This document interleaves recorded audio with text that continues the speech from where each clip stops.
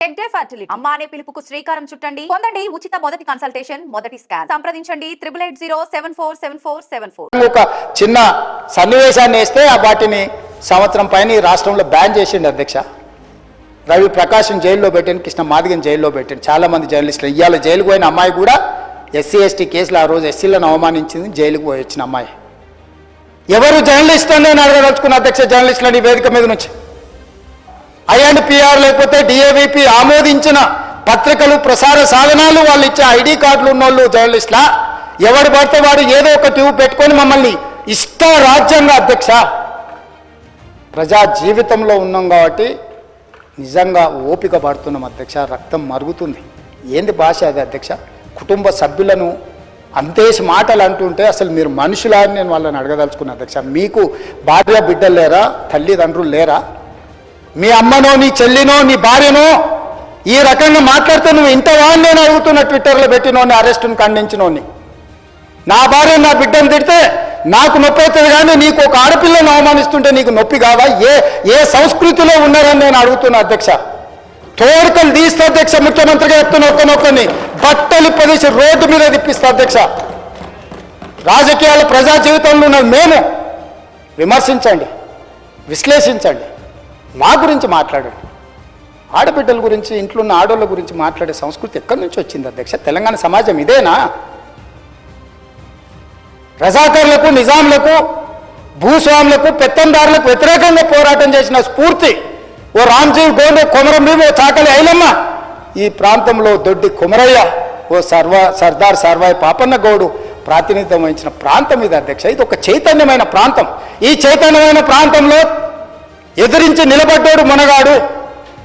ఆధిపత్యాలకు వ్యతిరేకంగా నిలబడి కొట్లాడిన గడ్డ ఇది.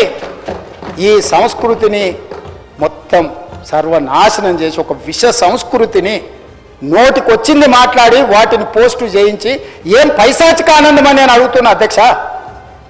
వాళ్ళు తిట్టిన తిట్లకు నా పేరు తీసి మీ పేరు రాసుకోండి. ఆడ మీకు అన్నం తినబుద్ధి అవుతుందో నేను చూస్తా. తెలంగాణ రాష్ట్ర ముఖ్యమంత్రి అయితే బలహీనం అయిపోయినట్ట అధ్యక్ష? అట్లా అనుకుంటుర్రా? ఓపిక పట్టిన అధ్యక్ష, నేను మర్యాదకుంటున్నా. మీకు ఎంతమంది ఉన్నారో తెలియదు. నాకు చికాకు వచ్చిందని తెలిస్తే లక్షలాది మంది పిల్లలు రోడ్డు మీదకి వచ్చి బట్టలిప్ప తీసుకొడతారు అధ్యక్ష, ఒక్కడినొక్కడిని. జనం తిడితే, జనం ఆక్రోశిస్తే, జనం గట్టిగా మాట్లాడితే జర్నలిస్టులను జైల్లో పెడతారా? జనం గట్టిగా మిమ్మల్ని నిరసిస్తే, జనం గట్టిగా మీ మీద గొంతు విప్పితే దాన్ని చూపెట్టిన పాపానికి ఇవాళ జర్నలిస్టులను జైలుకు పంపుతారా? ఒకరు ఇద్దరు కాదు. ఇప్పటికీ రేవంత్ రెడ్డి గారి ప్రభుత్వం వచ్చిన తర్వాత ఈ రాష్ట్రంలో ఒకరిద్దరు కాదు, సిద్దిరెడ్డి శ్రీనివాసరెడ్డి, గౌతమ్ పోతగోని, ఆకుల శ్రీనివాసరెడ్డి, శంకర్ గౌడ్, యారా రంజిత్ రెడ్డి, రాజ్ కుమార్ నాయక్, సరితా యాదవ్, విజయారెడ్డి, రేవతి, తన్వి యాదవ్, శివారెడ్డి. అయితే వీళ్ళ మీద దాడులన్నా జరిగినాయి, లేదా వీళ్ళందరినీ కూడా జైలుకి పంపించారు. అంటే ఇంత నికృష్టంగా కేవలం ప్రభుత్వం మీద ఉన్న అసహనం ఏదైతే ప్రజల్లో ఉందో, ప్రభుత్వం మీద ఉన్న అభిప్రాయం ఏదైతే ప్రజల్లో ఉందో, దాన్ని అక్కడ మెయిన్ స్ట్రీమ్ మీడియా పట్టించుకోవట్లేదు కాబట్టి, ప్రధాన మీడియాని రేవంత్ రెడ్డి గారు మేనేజ్ చేస్తున్నారు కాబట్టి, వాళ్ళు చూపెడతలేరు కాబట్టి, ప్రజలు ప్రత్యామ్నాయ మీడియా అయిన డిజిటల్ మీడియాలో తమ ఆక్రోశాన్ని వెలగక్కితే, రేవంత్ రెడ్డి భాషలోనే రేవంత్ రెడ్డికి ఆయన స్థానాన్ని గుర్తు చేస్తే, ఇవాళ ఈ రకంగా మాట్లాడడం అనేది, ఈ రకంగా జర్నలిస్టులను జైల్లో పెట్టడం అనేది ఎంతవరకు మంచిదో ఆయన కూడా ఆలోచించుకోవాలి. ఎందుకంటే ఈరోజు వీళ్ళకి జరిగింది రేపు తప్పకుండా కాంగ్రెస్ నాయకులు, కాంగ్రెస్ కార్యకర్తలకు కూడా జరుగుతుంది. ఎందుకంటే ఇవాళ మీరు కొత్త తరహా విధానాలు పరిచయం చేస్తూ ఉన్నారు.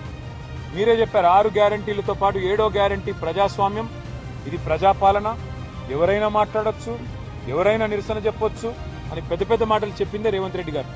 కానీ ఈరోజు ప్రజలు గొంతు విప్పితే తట్టుకోలేకపోతా ఉన్నారు. కనీసం వాళ్ళ ఆవేదనని అర్థం చేసుకునే ప్రయత్నం కూడా చేసుకోలేకపోతా ఉన్నారు. నేను ఇంకొక మాట కూడా అడుగుతా ఉన్నా రేవంత్ రెడ్డి గారు, మీరేమో ఏదో మీ భార్య పిల్లల్ని ఎవరో దూషించారు అని చెప్పి ఆక్రోశిస్తున్నారు అసెంబ్లీలో. మరి మిగతా వారి కుటుంబాలు లేవా?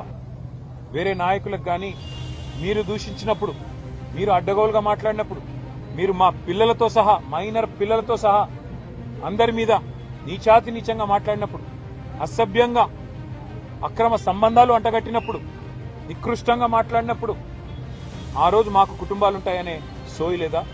ఈ రకంగా నువ్వు మాట్లాడితేనేమో మంచిది, ఇంకొకరు మాట్లాడితే మంచిది కాదా? అందుకే నేను రేవంత్ రెడ్డికి చెప్పేది, ఇక్కడైనా బుద్ధి తెచ్చుకో, ఇక్కడైనా సిగ్గు తెచ్చుకో. ఇప్పుడే మేము ఇద్దరు జర్నలిస్టులను కూడా కలిసినాం.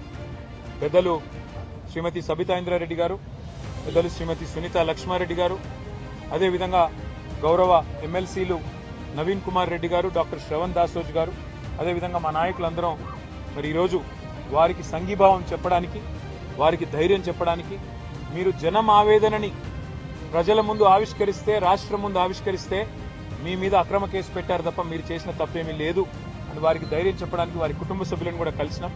వారికి ధైర్యం చెప్పాం. తప్పకుండా వారి తరపున న్యాయ పోరాటం చేస్తాం. ఇందులో వెనక్కి తగ్గే ప్రశ్నే లేదు.